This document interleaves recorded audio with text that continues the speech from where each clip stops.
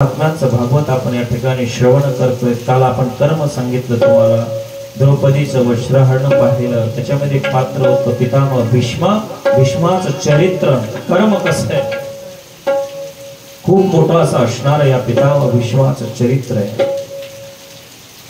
स्वामींच्या भाषेत जर सांगायचं म्हटलं तर भीष्मावरती एक सूत्र आहे, कोणी सांगू शकतं का?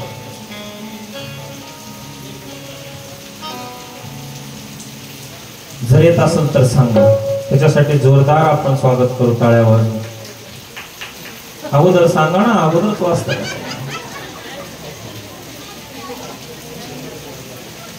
मला परीक्षा नाही पाहिजे, परंतु त्याला जर येत असेल तर त्याच्या गुणाचा गौरव झाला पाहिजे, बरोबर आहे की नाही? चला लक्षात ठेवा, मी सांगतो तुम्हाला।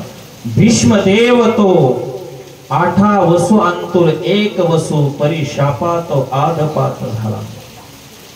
भीष्म हा 8 वसूतील एक वसु होता। स्वर्गामध्ये 33 कोटी देवता आहेत, 11 रुद्र आहेत आणि 8 वसु आहेत। त्या 8 वसु मध्ये पितामह भीष्म होते। त्या 8 वसूंचे नाव ऐका, लक्षात ठेवा। आप, ध्रुव, सोम, धर, अनिल, अनल, प्रत्युष आणि प्रभास असे 8 वसु आहेत। किती? 8। आणि सगळा शेवटचा जो वसु आहे तो प्रभास आहे। त्या प्रभास वसूने प्रभासची जी पत्नी होती, स्वर्गातील देवता लोकांची मृत्यू लोकामध्ये त्यांच्या पत्नीची मैत्री झाली। तिला वाटलं जसं आम्ही अमर आहेत तसं माझी मैत्रिणी अमर झाली पाहिजे, वाटत नाही तुम्हाला तिला काहीतरी भेटावं?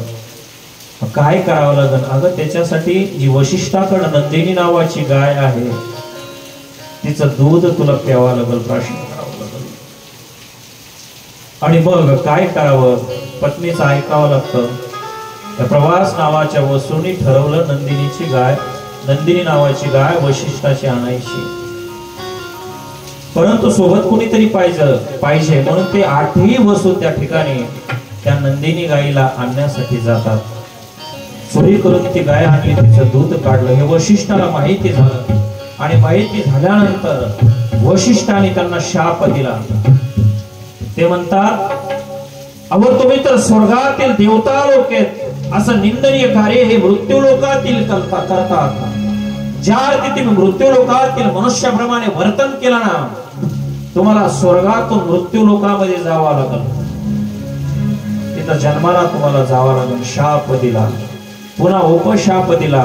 याच्यामधील 7 जे आहेत ना ते जन्मताच मरतील आणि पुन्हा स्वर्गात येतील, पण 8वा ज्याने गाय नेण्याचा प्रयत्न केला तो प्रभास नावाचा वसू अनेक काळापर्यंत त्या ठिकाणी कर्माचा भोग भोगेल।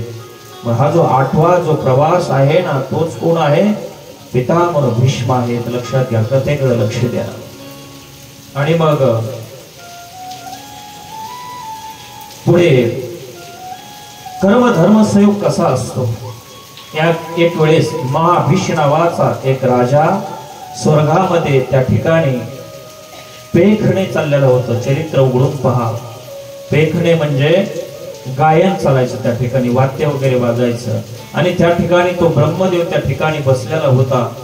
त्या ठिकाणी भीष्म राजा गेला स्वर्गामध्ये।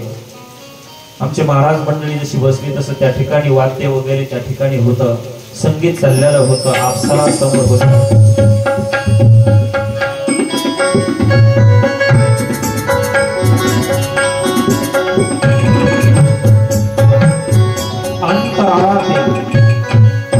वेगवेगळ्या अप्सरा देवता त्या ठिकाणी नाच काम करत असताना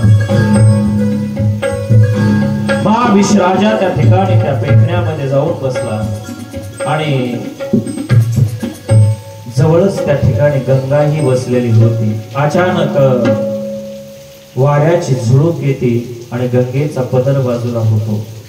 ते दृश्य ह्या महाभीष्म राजाने पाहिलं। गंगेने महाभीष्म राजाकडे पाहिलं। दोघांनी खूप वेळ एकमेकाकडे पाहिल्यामुळं ते ब्रह्मदेवाच्या लक्षात आलं आणि ब्रह्मदेवाने सांगितलं, हे वाचना तत भविष्यति, तुम्ही इथं स्वर्गामध्ये असताना मृत्यू लोकांसारखं वर्तन करता। त्याच ठिकाणी शाप दिल्याबरोबर गंगा आणि महाभीष्म मृत्यू लोकामध्ये आले। दुसरा जन्म या महाभिष राजाचा शनतोंड आणि गंगा दोघे जण अवतीर्ण झाले या मृत्यू लोकामध्ये. खूप मोठी आख्यायिका, पण सगळं माहिती असावा. दोघांचा विवाह होतो आणि विवाह झाल्यानंतर त्यांना एक मुलगा होतो. त्या मुलाचं नाव देवव्रत. काय नाव होतं? देवव्रत. असे अगोदर 7 मुलं झालेले, परंतु विवाह होण्याच्या पूर्वी गंगेने असं सांगितलं होतं की मी जे काय करेल तुम्ही मला विचारायचं नाही, तर मी तुमच्या सोबत विवाह करते असं मागं सांगितल्यामुळं ती एक मुलगा झाला गंगेत सोडायची, दुसरा झाला, तिसरा झाला, आणि मग 8व्या वेळेस ज्यावेळेस हा देवव्रत जन्माला आला त्यावेळेस ते नदीमध्ये सोडत असताना शेवटी राहावलं नाही शंतनू राजाला. अगं गंगे, माझा वंश बुडवते की काय असं म्हटल्या बरोबर गंगा त्या प्रवाहामध्ये लुप्त झाल्या गेली. गंगा निघून गेली. बेचैन झाला शंतनू.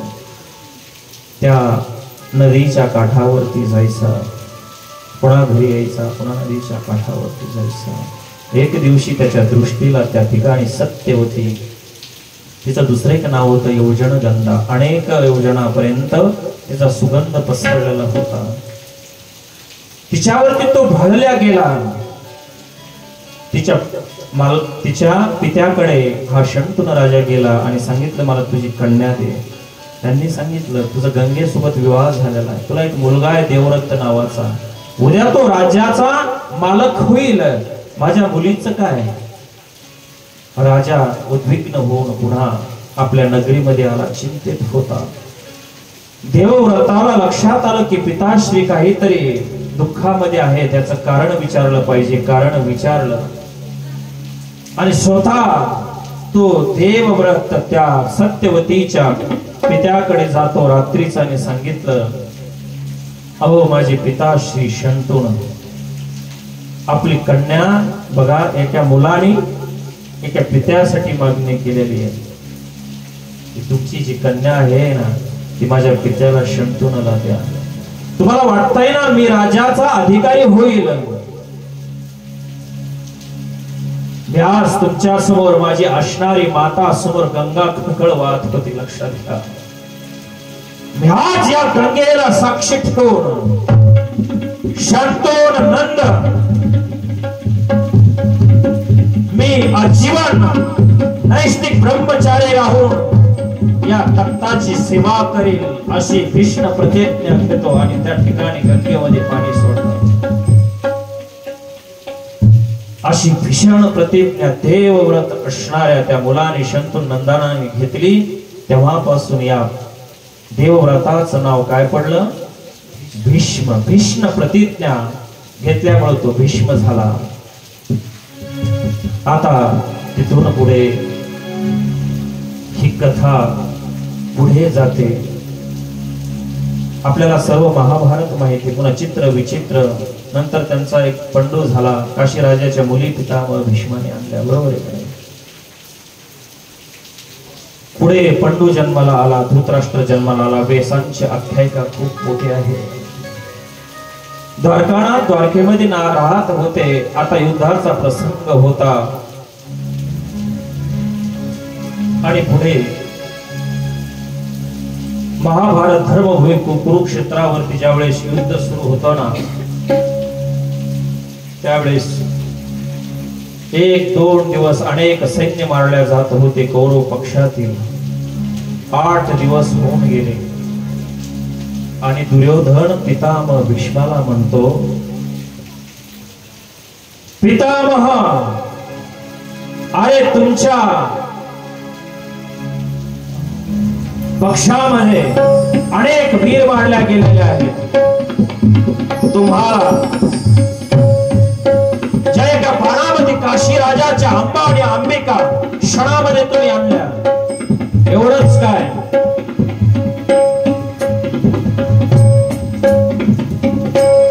ज्या पितामह भीष्मा समोर या पृथ्वीवरचा एकही राजा टिकू शकत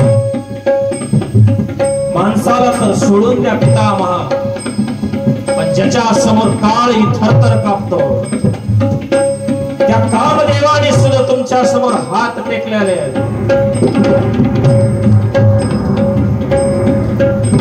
एवढं म्हटल्यानंतर पुन्हा दुर्योधनाने शेवटी एक शब्द वापरला, ज्याचा मेट खाताना तुम्ही त्यांच्या सोबत तुम्ही कपटीपणाने वागता, तुम्हाला आमचं काही घेणं नाही.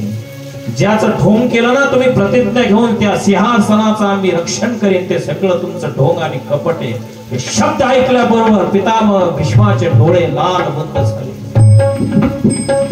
त्याच क्षणी त्या ठिकाणी पितामह भीष्माने प्रतिज्ञा केली, वासुदेव कर चक्र न धरो तुमको मुख न दिखाओ, लानत है मेरी गंगा जननी शांतुन सोत न कहाओ. मी उद्या निपाण पृथ्वी जर नाही केली का, कृष्णाकर्मी निशस्त्र असणाऱ्या कृष्णाकर्मी शस्त्र जर नाही घेतलं तर मी गंगा पुत्र आणि शंतन सोत म्हणून घेणार नाही. प्रचंड अशी प्रतिज्ञा पितामह भीष्माने घेतली आहे. त्या ठिकाणी रात्रीच्या शिबिरामध्ये गोपाल कृष्ण बसलेले असताना चिंतित दिसतात. पांडव समोर बसलेले येतात. पितामह भीष्म पश्चात प्रहारे 3 वाजता सिंहासनावरती त्या ठिकाणी चिंतन करत बसत असतात. परंतु जगाच्या मालकाला विचार पडला की आता पितामह भीष्माने प्रतिज्ञा केली, मी उद्या निपांडवी पृथ्वी करीन कृष्णासहित, किंवा निशस्त्र असणाऱ्या कृष्णाला मी शस्त्र घ्यावे. आता उद्याचं युद्ध काही खरं नाही, लक्षात घ्या. बघा, ऐका, त्या ठिकाणी जगाचा मालक जर सोबत असेल ना, द्रौपदीला सांगितलं, द्रौपदे मी सांगतो तसं कर, रात्रीच माझ्या सोबत सांग. जिथे पितामह भीष्म चिंतन, अरे पण दादा, अरे सखा एवढ्या रात्रीचं कुठे घेऊन, तुला माहित नाही, तू चल माझ्या सोबत. स्वतः बघा जगाचा मालक असणारा इडी वाकडी त्या ठिकाणी पगडी डोक्याला गुंडाळली, एक काळी असणारी कांबळ डोक्यावरती घेतली, स्वतःच्या बहिणीसाठी स्वतः निघाला. पितामह भीष्माच्या शिबिरामध्ये फक्त एवढंच कर, तू तोंडावरती बुरका घे साडीचा, हातामध्ये कंगण, त्या बांगड्या घाल, पैंजणांचा आवाज करतो. पितामह भीष्मा समोर जा आणि त्यांना प्रणाम कर. सांगितल्याप्रमाणे बहीण भाऊ दोघेही निघालेले होते. कृष्णनाथ त्या बाहेर शिबिराच्या बाहेर उभा आहे. आतमध्ये द्रौपदी जाते, पैंजणांचा आवाज येतो. पितामह भीष्म समाधिस्थ डोळे बंद करून उद्याची चिंता करतायत. भगवंता, मी तर प्रतिज्ञा केली आणि प्रतिज्ञाबद्ध असणारा पितामह भीष्म चिंतेत. तेवढ्यामध्ये द्रौपदीने नमस्कार केला पितामह भीष्माला. भीष्माने दोन्ही हाताने सांगितलं, चिरंजीव भव. तिला आशीर्वचन दिलं. कुणाला? त्या द्रौपदीला. आणि आशीर्वचन दिल्यानंतर तिने बुरका पाठीमागे केला. पाहिलं तर द्रौपदी, अगं द्रौपदी, अगं तू कुरवत होयस, एवढ्या रात्रीच कशी आलीस, तुला काही वाटत नाही का? नाही पितामह भीष्म, मी आपला आशीर्वाद घेण्यासाठी आले. अगं पण एवढ्या रात्रीचा आणि एकटी कशी, कोण आहे तुझ्या सोबत? पितामह भीष्म, माझा सेवक गवळी माझ्या सोबत आला. पितामह भीष्माला संशय आला, गवळी एवढ्या रात्रीच तुझ्या सोबत? बाहेर जाऊन पाहिलं, कृष्णनाथाच्या हातामध्ये कंदील होता. लक्षात घ्या, तो कंदील हातामध्ये घेतला पितामह भीष्माने. कारण कृष्ण हा सावळा काळा होता, अंगावरती ती कांबळ होती, पगडी बांधलेली, तो अंधारात ओळखू येत नव्हता. डोळ्यासमोर ते कंदील धरल्यानंतर पाहिला आणि पितामह भीष्माच्या डोळ्यामध्ये धारा लागल्या. प्रभू, मी नाही ओळखू शकलो. त्यावेळेस भगवंताने विचारलं, पितामह भीष्म, आपण काल प्रतिज्ञा घेतली ती खरी का चिरंजीवी भव म्हटलं ते खरंच? भीष्माने खळखळ डोळ्यामध्ये पाणी आणलं. सांगितलं, भगवंता, जो तू ज्याच्या पाठीमागे आहेस ना त्याला मी नाही संपू शकत. ज्याच्या मागे देव आहे ना त्याला मी नाही संपू शकत. मी जो आशीर्वाद दिला ना द्रौपदीला तोच खरा होणार. चिरंजीवी भव. म्हणून जीवनामध्ये साधू संतांचा आशीर्वाद खूप महत्वाचा आहे. लक्षात नाही काही कमवता आलं तरी तुम्ही आशीर्वाद कमवा. तुम्हाला कोणी काही करू शकत नाही. दुसऱ्या दिवशी त्या धर्मभूमी कुरुक्षेत्रावरती दोन्ही सैन्य त्या ठिकाणी उभा आहे. सैन्ययोर भयोर्मध्ये रतं स्थापमेच्युत यावदेता निरीक्षाम्युत कामान अवस्थितान गैरमया सयुद्धव्य अस्मिन् ग्राण सयुद्धमे. दोन्ही पक्षातील सूरवीर उभा आहेत. अर्जुनाने सांगितलं, दोन्ही सैन्याच्या मध्ये माझा रथ घ्या. माझ्यासोबत झुंजण्यासाठी कोण कोण वीर आलेले मला पाहू द्या. समोर पितामह भीष्माचा रथ दिसला. अर्जुन त्या ठिकाणी त्या अर्जुनाचं सारथ्य करण्यासाठी 8व्या दिवसामध्ये जे युद्ध झालं नव्हतं त्या दिवशी युद्ध होणार होतं. आकाशामध्ये वीज कडाडलेली आहे. पितामह भीष्म गुरु परशुरामाची विद्या नसणारे ते पितामह भीष्म आता हातामध्ये तो धनुष्य घेतला. अर्जुनाला सांगितलं, अर्जुना, आज तुझं युद्ध पितामह भीष्म सोबत होणार आहे.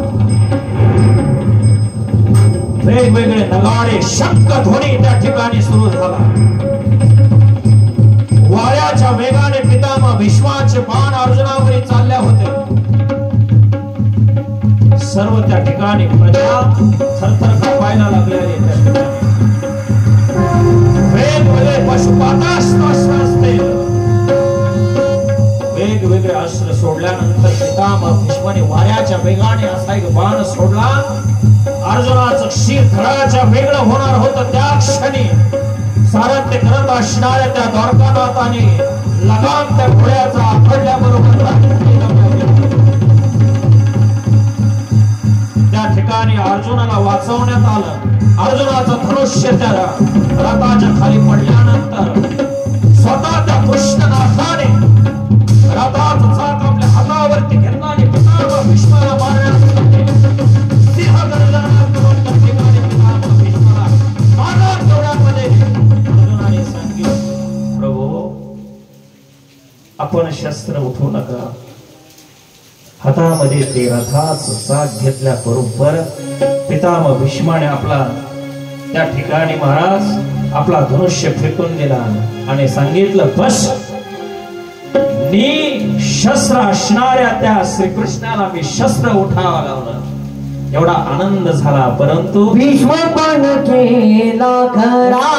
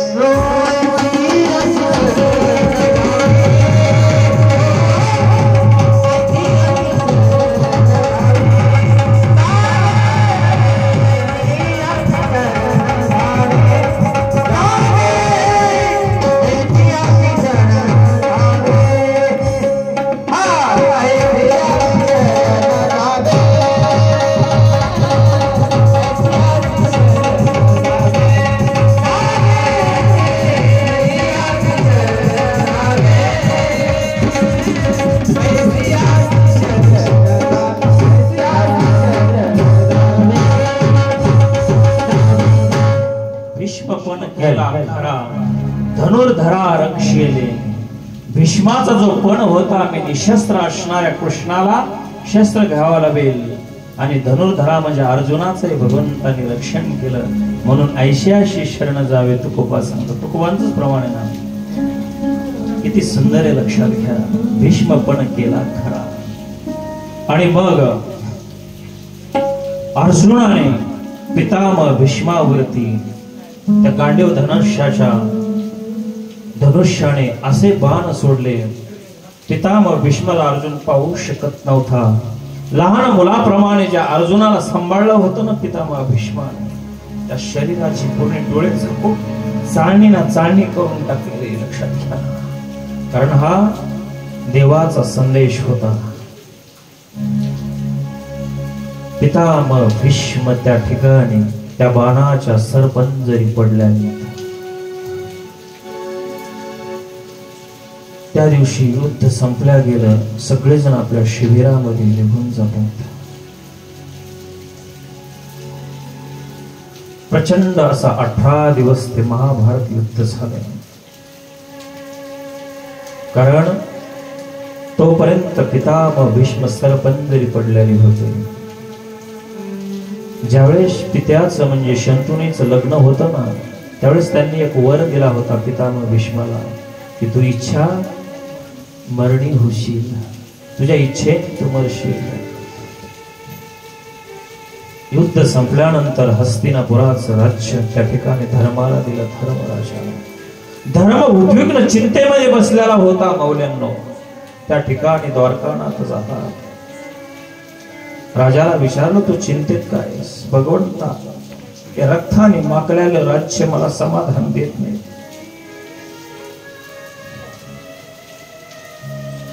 कारण जे न मागता मिळतं ना, ते दुधा समान असतं. जे मागून घेतल्या जातं ते पाण्या समान असतं. आणि जे वरबडून घेतल्या जातं ना, ते रक्ता समान असतं, विषा समान असतं. मला समाधान नाही वाटत. पितामह भीष्म त्या ठिकाणी पडलेले असतात. त्या ठिकाणी धर्म उपदेश करण्यासाठी द्वारकानाथाने धर्मराजाला पितामह भीष्म ज्या ठिकाणी सरपंजरी पडलेले ना, त्या ठिकाणी घेऊन गेले. पितामह भीष्माने पाहिलं, द्वारकानाथाला प्रणाम केला. आणि पितामह भीष्माला कृष्ण भगवंताने पाहिल्यानंतर पितामह भीष्माच्या डोळ्यामध्ये धारा आहे. पितामहाने सांगितलं, भगवंता, येण्याचं कारण काय आहे? द्वारकानाथाने सांगितलं, या धर्माला आपण उपदेश करा. धर्म समोर गेलेला आहे. धर्मराजा पितामह भीष्म म्हणतात, धर्मा, याला तू काय समजतोस? तू काय याला सामान्य समजतोस? तू याला तुझा आत्याभाव समजतोस? काय एखादा गोळी समजतोस तू याला? अरे हा साक्षात वासुदेव कृष्ण भगवंत आहे. आणि तुला माझ्याकडे याला उपदेश करण्यासाठी आणलं नाही रे. तुला उपदेश करण्यासाठी नाही, कारण मला भेटण्यासाठी त्याला यायचंय.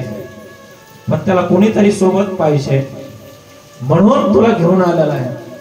तुला उपदेश करायचा असता तर त्यानेच उपदेश केला असता बघ.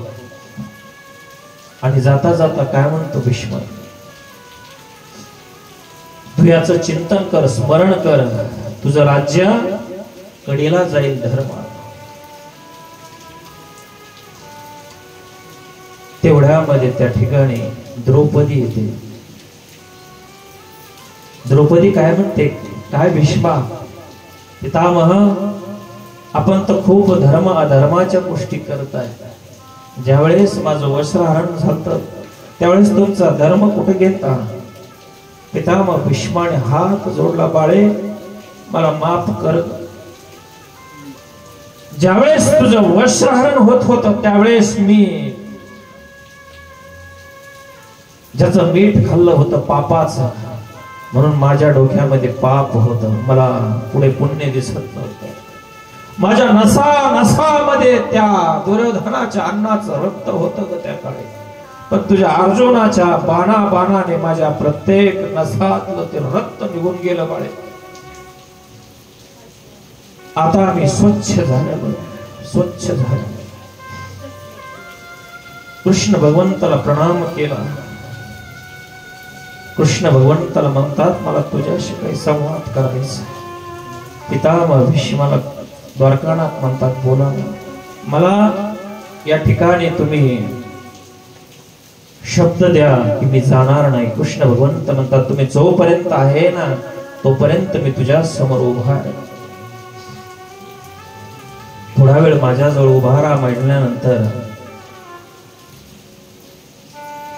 पितामह भीष्म म्हणतात भगवंता मी आयुष्यामध्ये मी कधी पाप केलं नाही, मला असे पाप का भोगायला आलं. भगवंताने सांगितलं तुम्ही पाप केलं नाही, नुसतं डोळ्याने पाहिलं तरी तुम्हाला ते पाप इथं भोगावं लागलं. लक्षात घ्या, जर तुम्ही पाप पाहिलं असतं ना याच्याही पेक्षा तुम्हाला दुःख भोगावं लागलं असतं. नुसतं तुमच्या डोळ्याने एकावत्यावर अन्याय होताना तुम्ही जर पाहत असाल ना तर तुम्ही त्या पापाला तेवढे भागीदारीत. लक्षात घ्या, गावामध्ये जर एखाद्यावर अत्याचार होत असेल, अन्याय होत असेल आणि मोठे लोक पितामह भीष्मासारखे खाली मान घालून बघत असतील तर त्या पापाला तुम्ही अर्धे भागी आहात. लक्षात घ्या. पितामह भीष्माला समजावून सांगतात अरे पितामह भीष्म, माझी द्रौपदी ज्यावेळेस धावा करत होती मी कुलवधू आहे, माझं रक्षण करा. तुम्ही याच डोळ्याने तिला पाहिलं, ओरडू ओरडू तुम्हाला सांगत होते. त्या क्षणी जर पितामह भीष्माने आपला धनुष्य घेतला असता तरी सगळी सृष्टी संपवून टाकली असती. पण ज्यावेळेस मोठे धर्म अन्याय सहन करत असतील ना लक्षात घ्या त्यांनाही देव माफ करणार नाही. हे पाप पितामह भीष्म प्रतिज्ञेच्या नावाखाली तुमच्याकडून घडलेलं नाही. आणि मग पितामह भीष्म त्या ठिकाणी हात सोडले त्या ठिकाणी आणि सांगताय की देवा आता मी काय करू. त्यावेळेस कृष्ण भगवंत म्हणतात तुम्ही धर्म अधर्माच्या गोष्टी करतात त्यावेळेस तुम्हाला कळलं नाही का धर्माच्या पक्षातून उभा राहावं.